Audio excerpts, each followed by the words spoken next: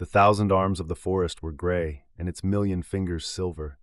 In a sky of dark green blue like slate, the stars were bleak and brilliant like splintered ice. All that thickly wooded and sparsely tenanted countryside was stiff with a bitter and brittle frost.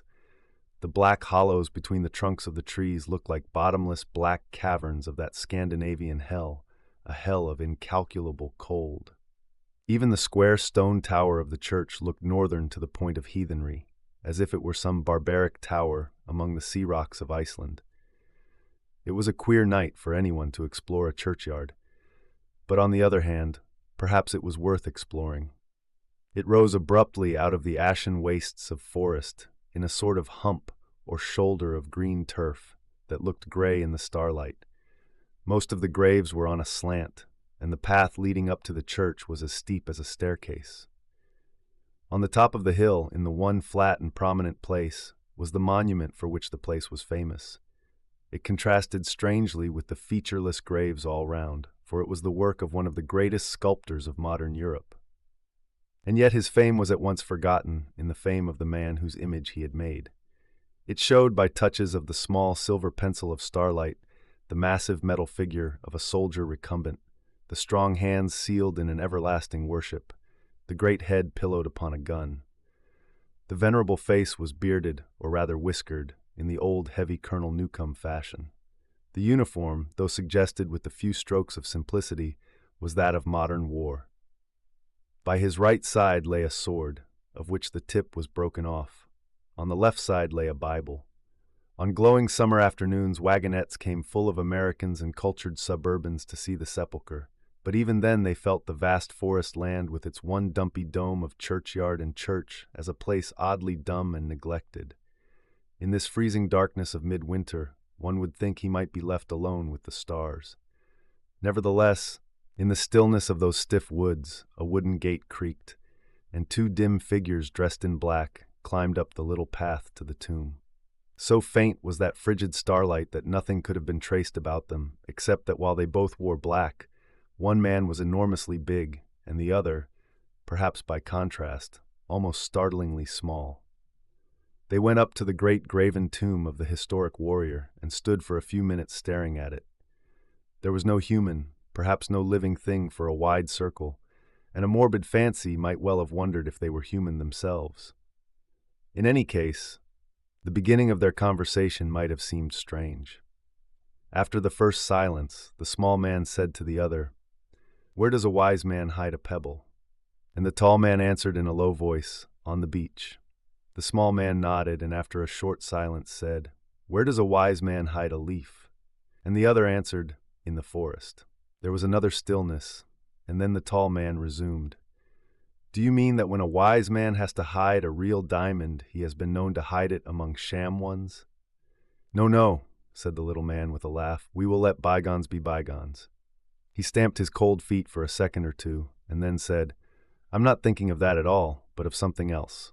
Something rather peculiar. Just strike a match, will you?" The big man fumbled in his pocket, and soon a scratch and a flare painted gold the whole flat side of the monument. On it was cut in black letters the well-known words which so many Americans had reverently read: "Sacred to the memory of General Sir Arthur St. Clair, hero and martyr, who always vanquished his enemies and always spared them, and was treacherously slain by them at last.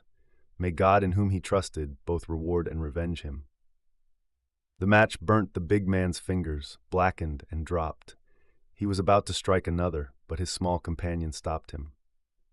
"That's all right, Flambeau, old man. I saw what I wanted. Or rather, I didn't see what I didn't want. And now we must walk 1.5 miles along the road to the next inn, and I will try to tell you all about it. For heaven knows a man should have a fire and ale when he dares tell such a story." They descended the precipitous path, they relatched the rusty gate, and set off at a stamping, ringing walk down the frozen forest road.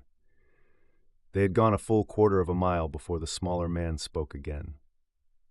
He said, "Yes, the wise man hides a pebble on the beach. But what does he do if there is no beach? Do you know anything of that great St. Clair trouble?" "I know nothing about English generals, Father Brown," answered the large man, laughing, "though a little about English policemen. I only know that you have dragged me a precious long dance to all the shrines of this fellow, whoever he is. One would think he got buried in 6 different places. I've seen a memorial to General St. Clair in Westminster Abbey. I've seen a ramping equestrian statue of General St. Clair on the embankment. I've seen a medallion of St. Clair in the street he was born in, and another in the street he lived in. And now you drag me after dark to his coffin in the village churchyard. I am beginning to be a bit tired of his magnificent personality, especially as I don't in the least know who he was. What are you hunting for in all these crypts and effigies? I am only looking for one word, said Father Brown, a word that isn't there. Well, asked Flambeau, are you going to tell me anything about it? I must divide it into 2 parts, remarked the priest. First there is what everybody knows, and then there is what I know. Now what everybody knows is short and plain enough. It is also entirely wrong. Right you are, said the big man called Flambeau cheerfully. Let's begin at the wrong end. Let's begin with what everybody knows, which isn't true. If not wholly untrue, it is at least very inadequate, continued Brown. For in point of fact, all that the public knows amounts precisely to this. The public knows that Arthur St. Clair was a great and successful English general. It knows that after splendid yet careful campaigns both in India and Africa, he was in command against Brazil when the great Brazilian patriot Olivier issued his ultimatum. It knows that on that occasion St. Clair with a very small force attacked Olivier with a very large one and was captured after heroic resistance. And it knows that after his capture, and to the abhorrence of the civilized world, St. Clair was hanged on the nearest tree. He was found swinging there after the Brazilians had retired with his broken sword hung round his neck. And that popular story is untrue, suggested Flambeau. No, said his friend quietly, that story is quite true so far as it goes. Well, I think it goes far enough, said Flambeau. But if the popular story is true, what is the mystery? They had passed many hundreds of gray and ghostly trees before the little priest answered. Then he bit his finger reflectively and said, Why, the mystery is a mystery of psychology. Or rather, it is a mystery of 2 psychologies. In that Brazilian business, 2 of the most famous men of modern history acted flat against their characters. Mind you, Olivier and St. Clair were both heroes, the old thing, and no mistake. It was like the fight between Hector and Achilles. Now, what would you say to an affair in which Achilles was timid and Hector was treacherous? Go on, said the large man impatiently as the other bit his finger again. Sir Arthur St. Clair was a soldier of the old religious type, the type that saved us during the mutiny, continued Brown. He was always more for duty than for dash, and with all his personal courage was decidedly a prudent commander, particularly indignant at any needless waste of soldiers. Yet in this last battle he attempted something that a baby could see was absurd. One need not be a strategist to see it was as wild as wind, just as one need not be a strategist to keep out of the way of a motor bus. Well, that is the first mystery. What had become of the English general's head? The second riddle is, what had become of the Brazilian general's heart? President Olivier might be called a visionary or a nuisance, but even his enemies admitted that he was magnanimous to the point of knight-errantry. Almost every other prisoner he had ever captured had been set free or even loaded with benefits.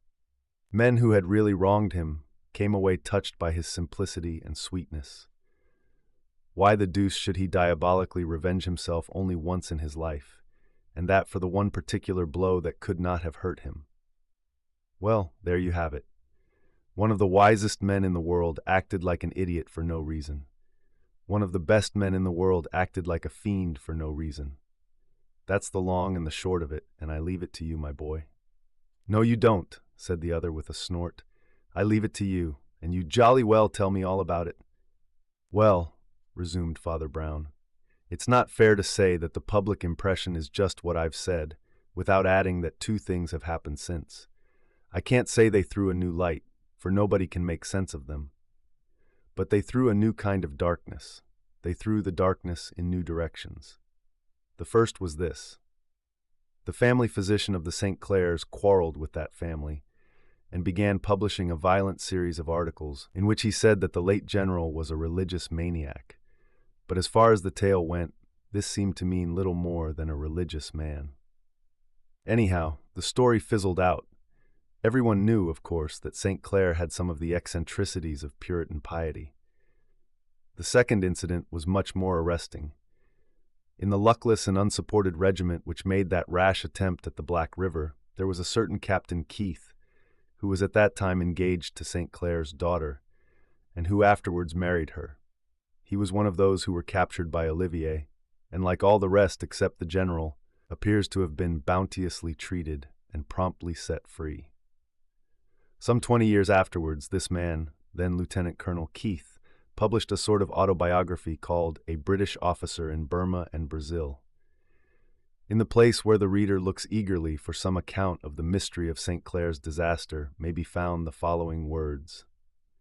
Everywhere else in this book I have narrated things exactly as they occurred, holding, as I do, the old-fashioned opinion that the glory of England is old enough to take care of itself.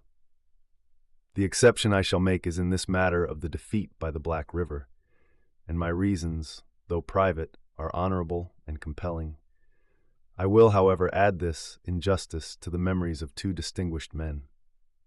General St. Clair has been accused of incapacity on this occasion. I can at least testify that this action, properly understood, was one of the most brilliant and sagacious of his life. President Olivier, by similar report, is charged with savage injustice. I think it due to the honor of an enemy to say that he acted on this occasion with even more than his characteristic good feeling. To put the matter popularly, I can assure my countrymen that St. Clair was by no means such a fool, nor Olivier such a brute as he looked. This is all I have to say, nor shall any earthly consideration induce me to add a word to it. A large frozen moon like a lustrous snowball began to show through the tangle of twigs in front of them, and by its light the narrator had been able to refresh his memory of Captain Keith's text from a scrap of printed paper. As he folded it up and put it back in his pocket, Flambeau threw up his hand with a French gesture. Wait a bit, he cried excitedly. I believe I can guess it at the first go. He strode on, breathing hard, his black head and bull neck forward, like a man winning a walking race. The little priest, amused and interested, had some trouble in trotting beside him. Just before them, the trees fell back a little to left and right, and the road swept downwards across a clear, moonlit valley, till it dived again like a rabbit into the wall of another wood. The entrance to the farther forest looked small and round, like the black hole of a remote railway tunnel, but it was within some 100 yards and gaped like a cavern before Flambeau spoke again. I've got it, he cried at last, slapping his thigh with his great hand. 4 minutes thinking, and I can tell your whole story myself. All right, assented his friend. You tell it. Flambeau lifted his head, but lowered his voice. General Sir Arthur St. Clair, he said, came of a family in which madness was hereditary, and his whole aim was to keep this from his daughter, and even, if possible, from his future son-in-law. Rightly or wrongly, he thought the final collapse was close and resolved on suicide. Yet ordinary suicide would blazon the very idea he dreaded. As the campaign approached, the clouds came thicker on his brain. And at last, in a mad moment, he sacrificed his public duty to his private. He rushed rashly into battle, hoping to fall by the first shot. When he found that he had only attained capture and discredit, the sealed bomb in his brain burst, and he broke his own sword and hanged himself.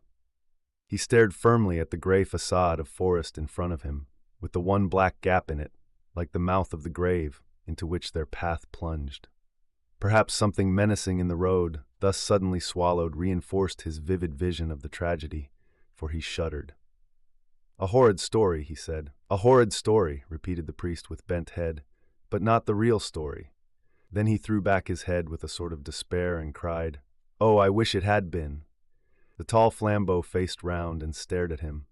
Yours is a clean story, cried Father Brown, deeply moved. A sweet, pure, honest story, as open and white as that moon. Madness and despair are innocent enough. There are worse things, Flambeau. Flambeau looked up wildly at the moon thus invoked, and from where he stood one black tree bough curved across it exactly like a devil's horn. Father, father, cried Flambeau with the French gesture and stepping yet more rapidly forward. Do you mean it was worse than that? Worse than that, said Paul like a grave echo, and they plunged into the black cloister of the woodland, which ran by them in a dim tapestry of trunks, like one of the dark corridors in a dream. They were soon in the most secret entrails of the wood, and felt close about them foliage that they could not see, when the priest said again, "Where does a wise man hide a leaf? In the forest. But what does he do if there is no forest?" "Well, well," cried Flambeau irritably, "what does he do?" "He grows a forest to hide it in," said the priest in an obscure voice. "A fearful sin." "Look here," cried his friend impatiently, for the dark wood and the dark saying got a little on his nerves. "Will you tell me this story or not?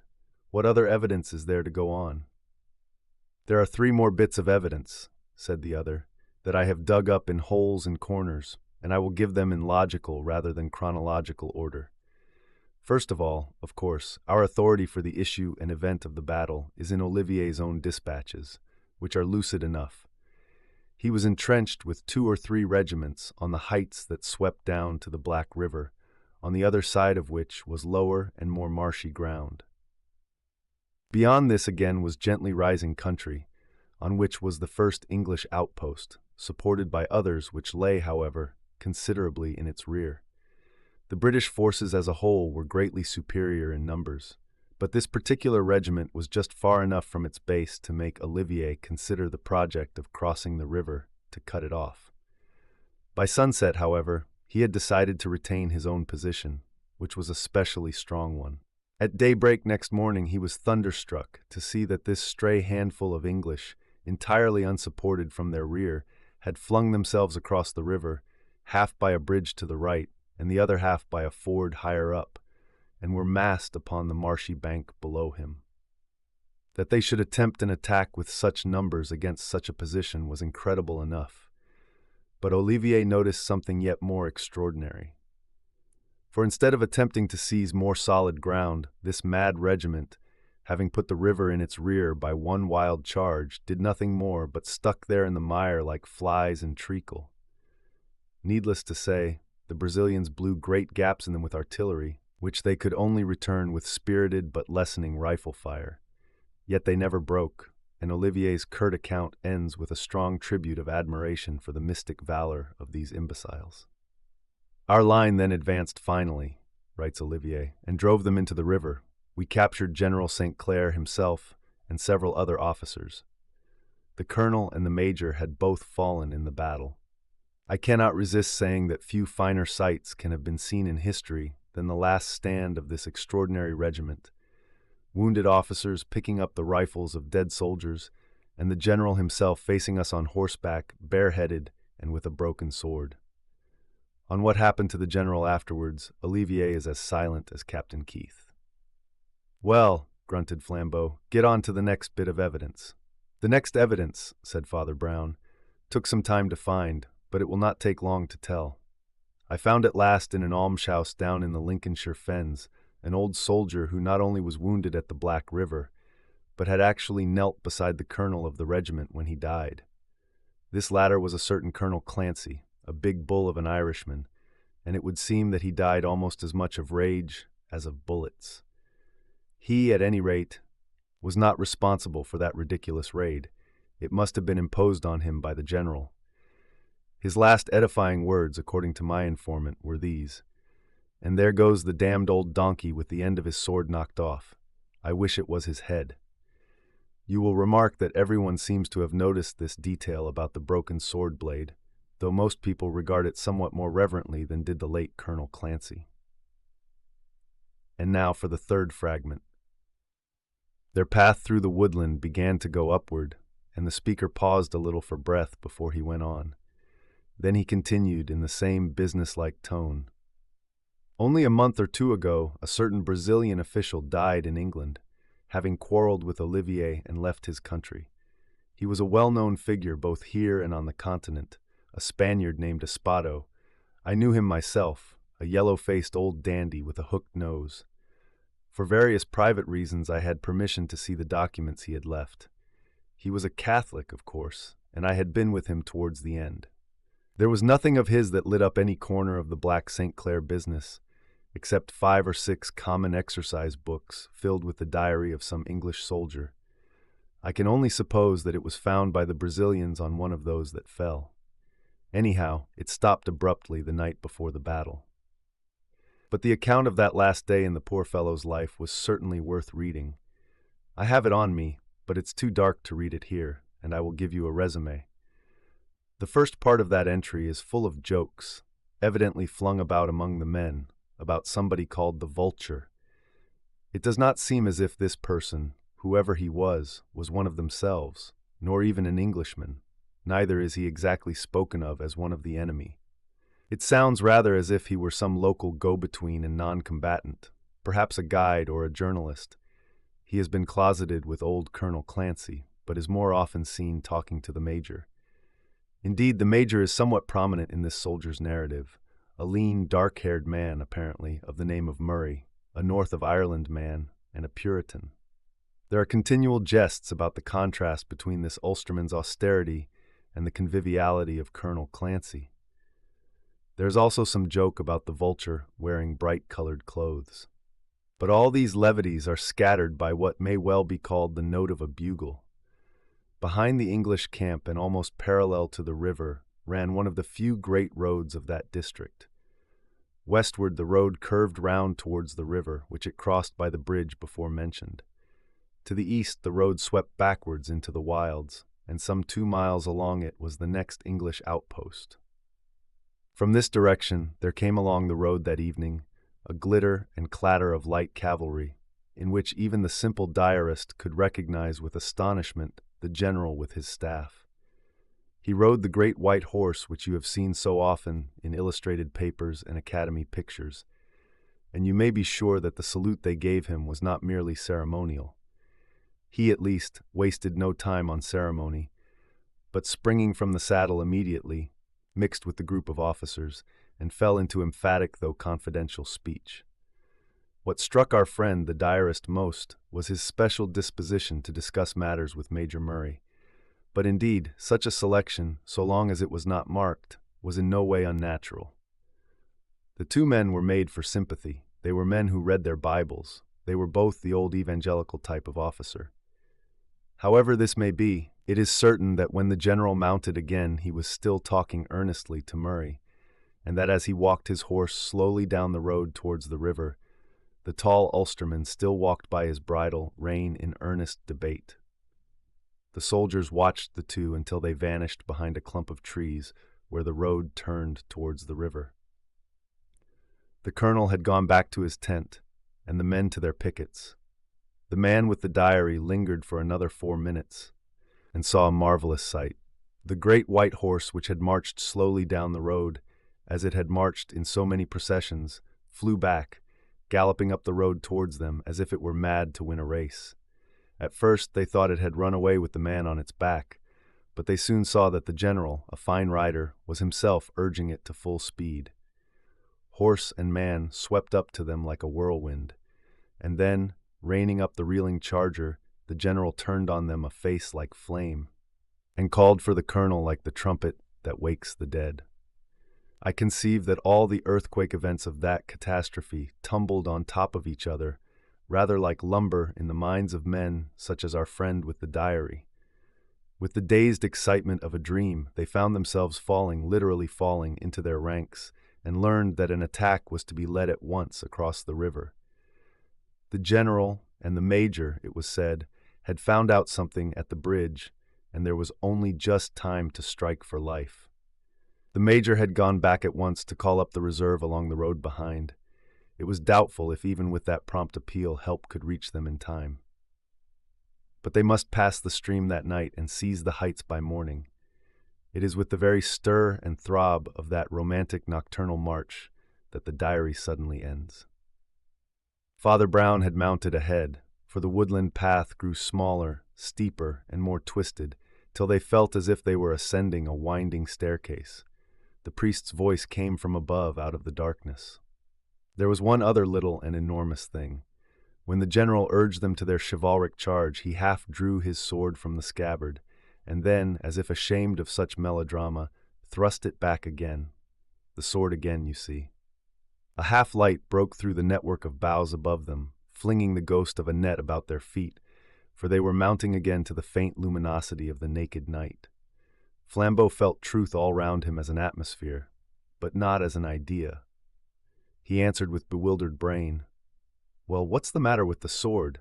Officers generally have swords, don't they?" "They are not often mentioned in modern war," said the other dispassionately, "but in this affair one falls over the blessed sword everywhere." "Well, what is there in that?" growled Flambeau. It was a twopence-colored sort of incident, the old man's blade breaking in his last battle. Anyone might bet the papers would get hold of it, as they have. On all these tombs and things it's shown broken at the point. I hope you haven't dragged me through this polar expedition merely because two men with an eye for a picture saw St. Clair's broken sword. "No," cried Father Brown with a sharp voice like a pistol shot, "but who saw his unbroken sword?"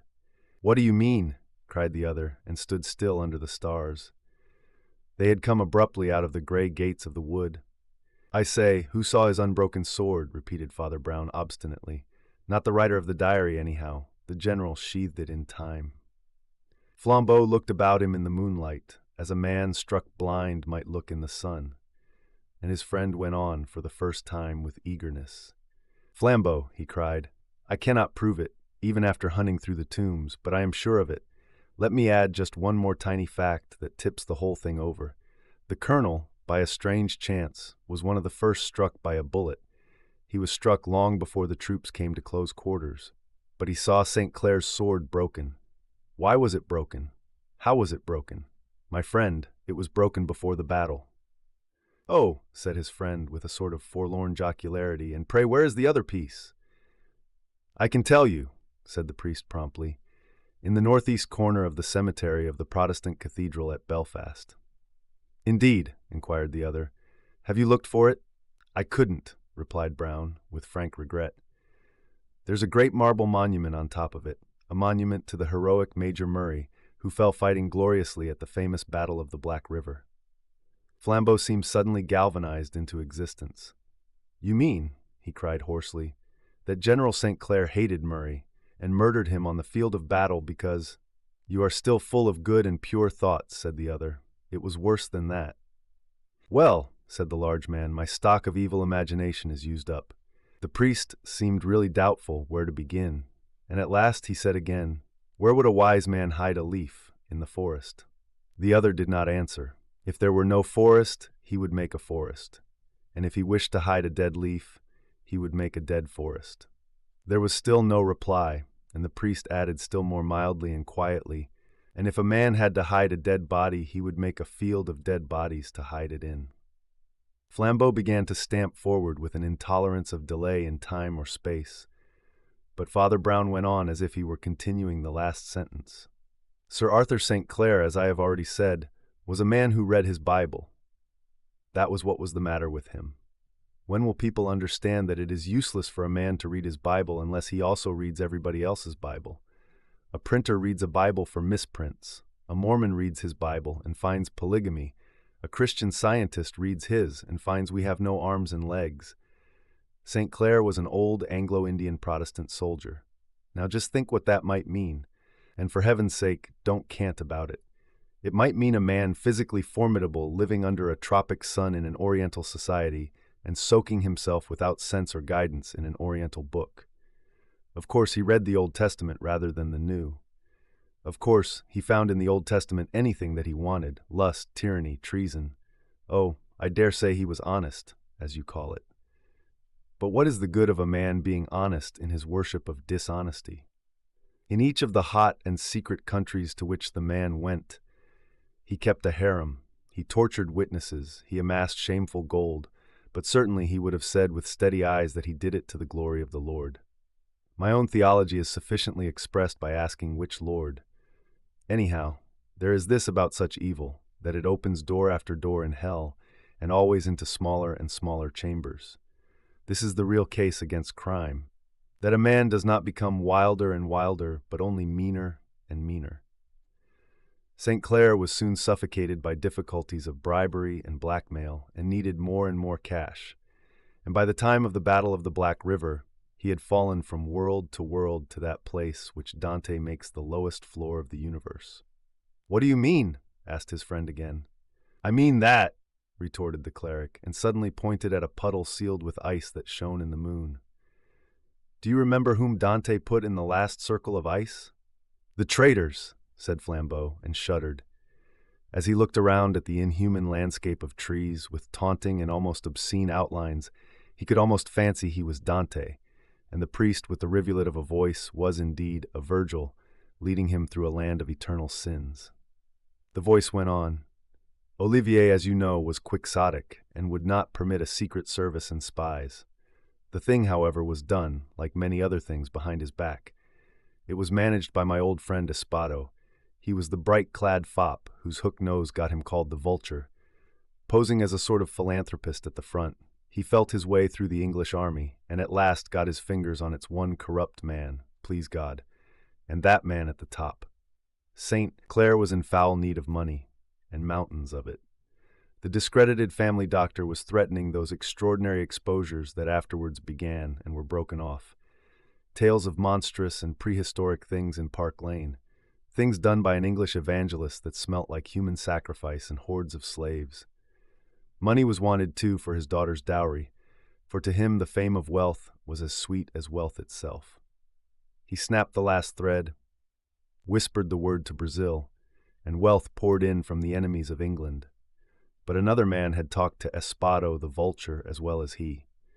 Somehow the dark, grim young major from Ulster had guessed the hideous truth, and when they walked slowly together down that road towards the bridge, Murray was telling the general that he must resign instantly or be court-martialed and shot. The general temporized with him till they came to the fringe of tropic trees by the bridge, and there, by the singing river and the sunlit palms, for I can see the picture, the general drew his saber and plunged it through the body of the major. The wintry road curved over a ridge in cutting frost, with cruel black shapes of bush and thicket, but Flambeau fancied that he saw beyond it faintly the edge of an aureole that was not starlight and moonlight, but some fire such as is made by men. He watched it as the tale drew to its close. St. Clair was a hellhound, but he was a hound of breed. Never, I'll swear, was he so lucid and so strong as when poor Murray lay a cold lump at his feet. Never in all his triumphs, as Captain Keith said truly, was the great man so great as he was in this last world-despised defeat. He looked coolly at his weapon to wipe off the blood. He saw the point he had planted between his victim's shoulders had broken off in the body. He saw quite calmly, as through a club window-pane, all that must follow. He saw that men must find the unaccountable corpse, must extract the unaccountable sword point, must notice the unaccountable broken sword, or absence of sword. He had killed, but not silenced. But his imperious intellect rose against the facer. There was one way yet. He could make the corpse less unaccountable. He could create a hill of corpses to cover this one. In 20 minutes, 800 English soldiers were marching down to their death. The warmer glow behind the black winter wood grew richer and brighter, and Flambeau strode on to reach it. Father Brown also quickened his stride, but he seemed merely absorbed in his tale. Such was the valor of that English 1,000, and such the genius of their commander, that if they had at once attacked the hill, even their mad march might have met some luck. But the evil mind that played with them like pawns had other aims and reasons. They must remain in the marshes by the bridge at least till British corpses should be a common sight there. Then, for the last grand scene, the silver-haired soldier saint would give up his shattered sword to save further slaughter. Oh, it was well organized for an impromptu. But I cannot prove, I think that it was while they stuck there in the bloody mire that someone doubted and someone guessed. He was mute a moment and then said, "There is a voice from nowhere that tells me the man who guessed was the lover, the man to wed the old man's child." "But what about Olivier and the hanging?" asked Flambeau. "Olivier, partly from chivalry, partly from policy, seldom encumbered his march with captives," explained the narrator. "He released everybody in most cases. He released everybody in this case." "Everybody but the general," said the tall man. "Everybody," said the priest. Flambeau knit his black brows.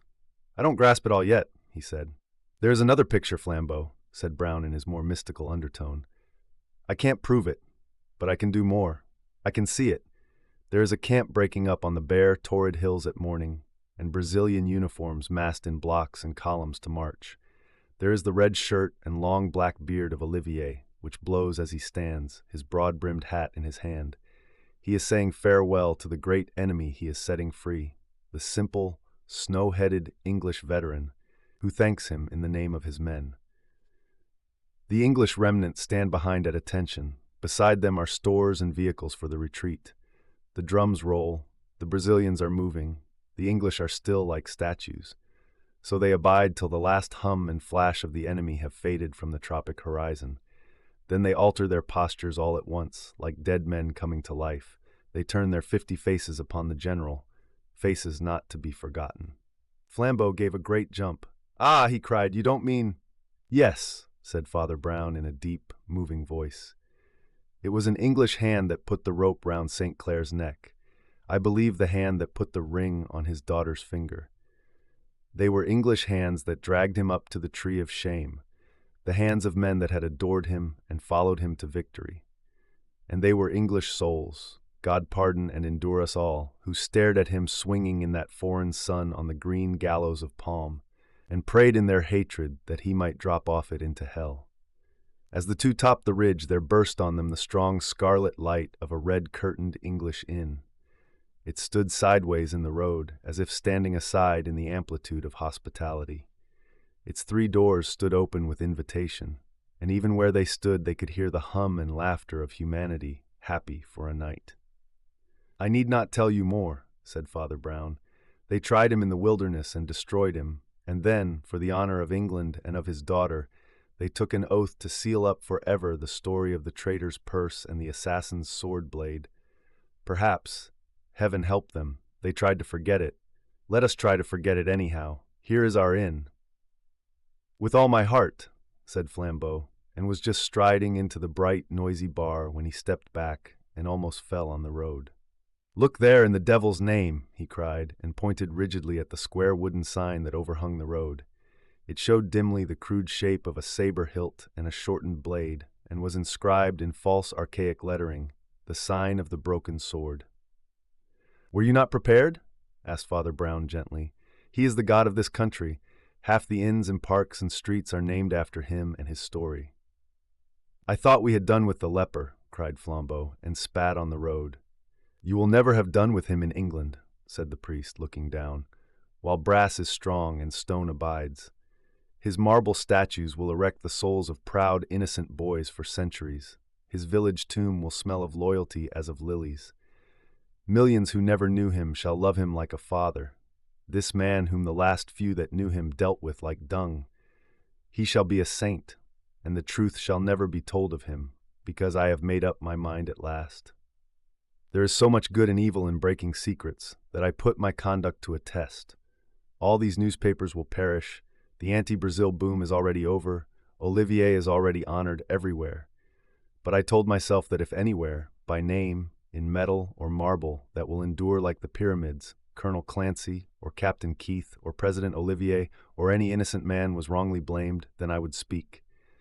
If it were only that St. Clair was wrongly praised, I would be silent. And I will." They plunged into the red-curtained tavern, which was not only cozy, but even luxurious inside. On a table stood a silver model of the tomb of St. Clair, the silver head bowed, the silver sword broken. On the walls were colored photographs of the same scene and of the system of wagonettes that took tourists to see it. They sat down on the comfortable padded benches. "Come, it's cold," cried Father Brown. "Let's have some wine or beer." "Or brandy," said Flambeau.